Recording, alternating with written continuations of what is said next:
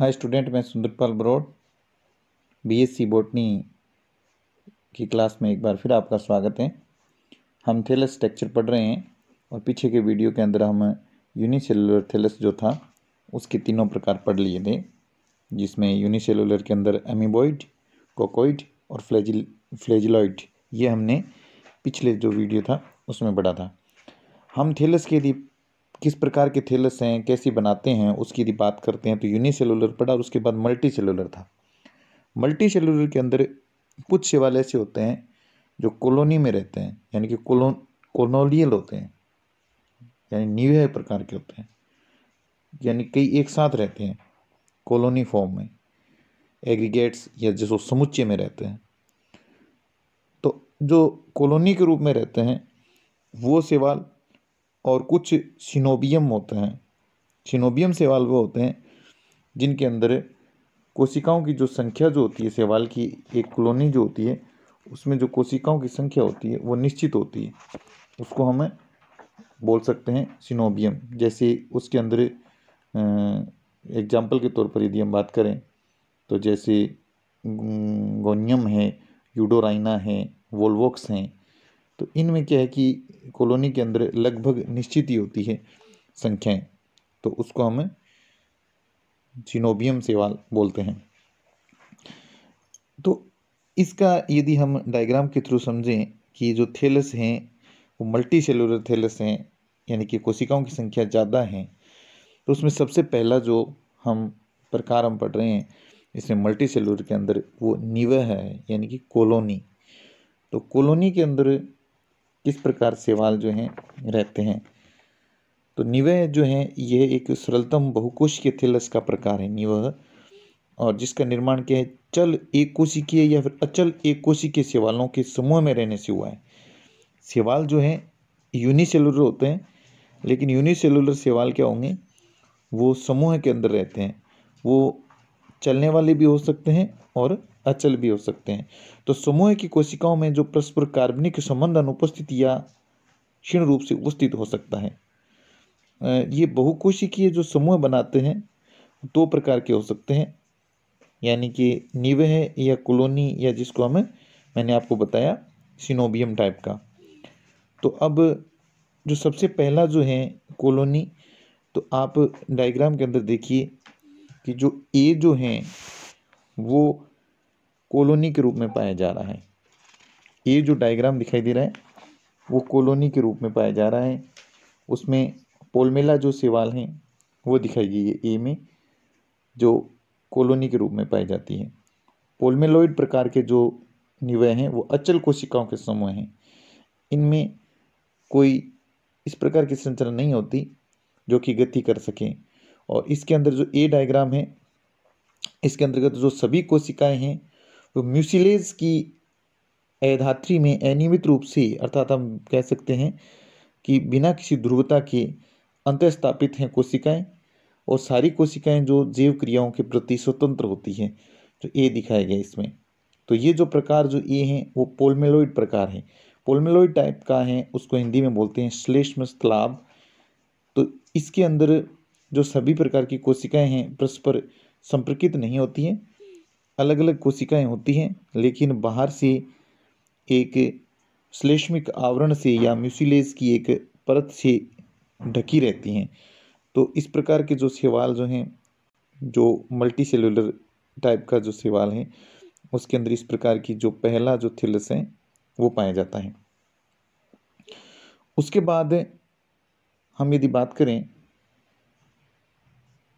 दूसरे की, जिसमें डेंड्रॉइड्स बताया गया है। डेंड्रॉइड्स के अंदर क्या होता है, जैसे नाम से स्पष्ट है कि डेंड्रॉइड का अर्थ होता है वृक्ष जैसा। तो कुछ शैवालों के क्या होते हैं, जो कॉलोनी थैलस की कोशिकाएं जो बाहर जो म्यूसिलेज जो होता है उन सूत्रों द्वारा इस प्रकार संयुक्त रहती है कि थैलस ऐसे दिखता है कि जैसे वृक्ष जैसा है। जैसे इसमें आप डायग्राम देखिए, जो डी और ई दिखाया गया है, डी और ई जो डायग्राम दिखाए गए हैं वो एक डेंड्रॉइड मल्टी सेलुलर कॉलोनी का है, जिसके अंतर्गत जो शैवाल का जो शरीर है वो ऐसे लगता है जैसे वृक्ष है। डी और ई में आपको साफ दिखाई दे रहा है, जैसे वृक्ष जैसा शरीर दिखाई देता है, तो उसको हम डेंड्रॉइड या वृक्षाभ थैलस कहते हैं। हम कॉलोनी के प्रकार पढ़ रहे हैं। कॉलोनी के जो हैं 3 प्रकार हैं कि कॉलोनी के अंदर एक तो ये कि पोलमेलॉइड हो, जो चारों तरफ से कोशिकाएं जो हैं वो श्लेष्मा से घिरी हुई है, जो मैंने ए डायग्राम में आपको बताया। उसके बाद कॉलोनी का जो दूसरा प्रकार है वो डेंड्रॉइड है। डेंड्रॉइड के अंदर मैंने आपको क्या कहा कि डेंड्रॉइड का अर्थ ही वृक्ष जैसा होता है, तो जो डी और ई दिखाई दे रहा है वो डेंड्रॉइड है। जैसे यहाँ पर देखो क्लासिफिकेशन किया है कॉलोनी का, तो कॉलोनी के अंदर 1 नंबर पर क्या बताया, पोलमेलॉइड। पोलमेलॉइड के अंदर क्या होंगी, कोशिकाएं जो होंगी वो बाहर से श्लेष्मा द्वारा घिरी हुई होंगी, प्रत्येक कोशिकाएं अपने कार्य के लिए स्वतंत्र होंगी, जैसे पोलमेला शैवाल के अंदर पाया जाता है। उसी प्रकार दूसरा जो डेंड्रॉइड बताया, वृक्ष जैसी संरचना बनाएंगे, शैवाल जो थैलस हैं वो वृक्ष जैसी संरचना बनाएंगे, और जो केमीसाइफर नाम का जो शैवाल है उसमें इस प्रकार की संरचना जो है पाई जाती है। तो कॉलोनी दूसरे टाइप की जो कॉलोनी है वो डेंड्रॉइड है। और तीसरा जो प्रकार है वो जो मैंने आपको बताया है वो इसमें अमीबीय हैं। जैसे इसमें आप डायग्राम देखिए, एफ डायग्राम के अंदर आपको अमीबा जैसी कोशिकाओं का एक समूह दिखाई दे रहा है, जिसमें 3 कोशिकाएं दिखाई दे रही है। तो यह जो है एक कोशिकीय तथा बहुकोशिकीय दोनों प्रकार के थैलस रूपों में पाया जाता है अमीबीय।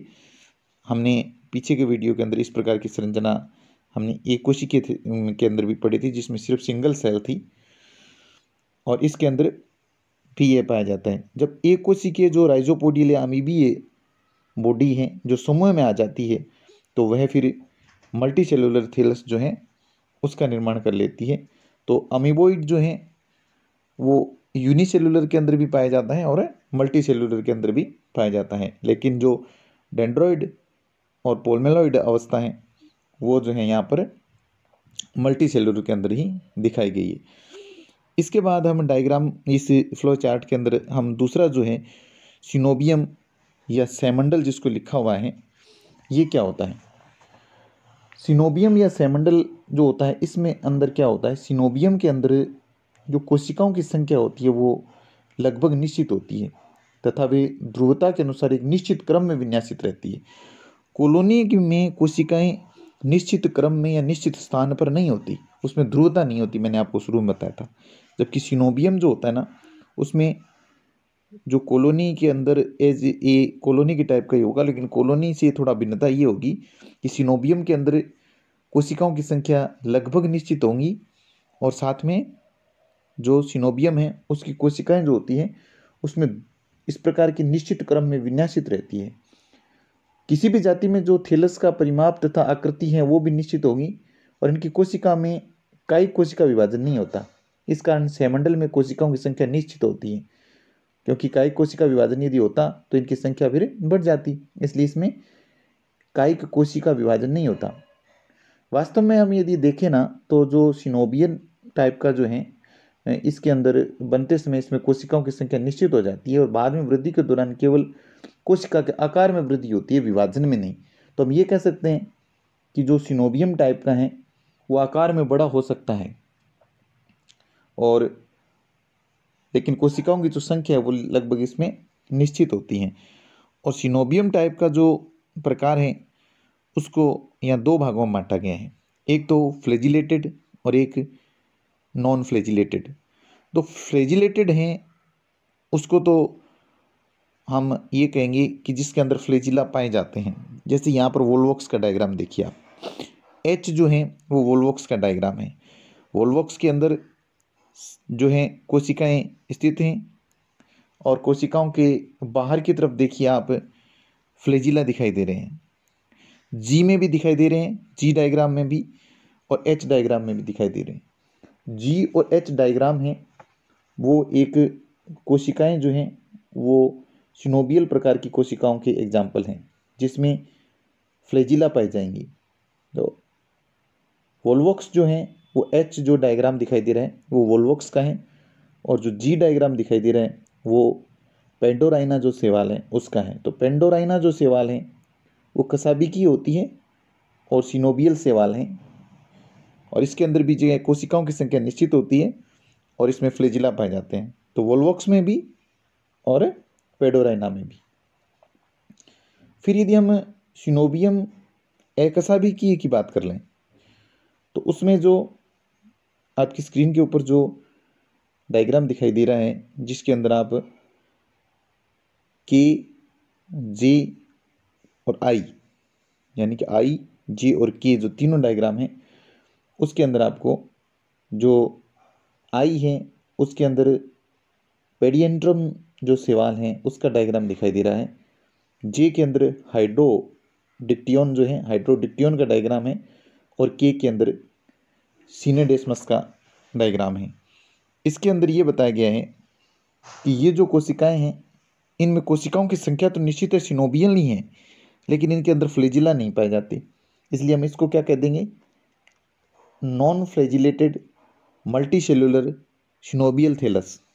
Non flagellated multicellular coenobial thallus हो जाएगा आई, जे, के का। तो और जी और एच हैं वो फ्लैजिलेटेड और मल्टीसेलुलर थैलस हो जाएगा, और डी और ई जो दिखाई दे रहा है वो डेंड्रॉइड प्रकार की जो कॉलोनी है उसका डायग्राम है, और एफ जो है वो मल्टीसेलुलर जो एल्गी हैं उसका हम बता सकते हैं डायग्राम है, और जो इसको हमें एफ जो है उसको हमें अमीबोइड टाइप का भी कहते हैं। तो मल्टी सेलुलर जो अमीबोइड हैं उसका प्रकार एफ है। और ए बी सी जो दिखाई दे रहा है इसमें ए बी सी तीनों ही हैं जो एक ओल्मेलॉइड अवस्था को दर्शाते हैं, कि जिसमें कोशिकाएं जो हैं चारों ओर से श्लेष्मिक आवरण से घिरी हुई हैं। कोशिकाओं में विशिष्ट है, इस प्रकार से व्यवस्थित हैं कि उनमें कोई ध्रुवता नहीं पाई जाती। तो ये ए से लेकर के जे तक जो डायग्राम है वो इस फ्लो चार्ट के अंदर जो कॉलोनी और सिनोबियम प्रकार का जो थैलस है उसको दर्शाए गए हैं। आगे जो फिलामेंटस है, फिलामेंटस के अंदर इसमें लिखा हुआ है कि इस प्रकार के तंतु बनाएंगे, शैवाल तंतुइक रूप में आएंगे, तंतु के रूप में पाई जाती है उसकी बॉडी। तो उसमें असाकित, सरल साकित और विषम तंतुइक और जो सूडो पेरेनकाइमेटस होंगे, यानी कि आभासी मृदुतकीय होंगे। इस प्रकार जो फिलामेंटस जो एल्गी हैं, और आगे जो चौथा, पांचवा, छठा साइफोनियस एल्गी और पेरेनकाइमेटस एल्गी और इक्विसिटॉइड एल्गी जो हैं उसके बारे में हम नेक्स्ट वीडियो में पढ़ेंगे। तो एक बार फिर आप इसको अच्छी तरह से दोहरा लें, अच्छी तरह से याद कर लें कि मल्टी सेलुलर एल्गी के अंदर कुछ जो एल्गी हैं वो कॉलोनी में पाई जाती है, निवेह प्रकार की, और कुछ पाई जाती है सिनोबियल टाइप की, जो इस डायग्राम के अंदर आपको अच्छी तरह से समझ में आ जाएगा। एक बार आप पढ़ लें इसको अच्छी तरह से। Thank you student.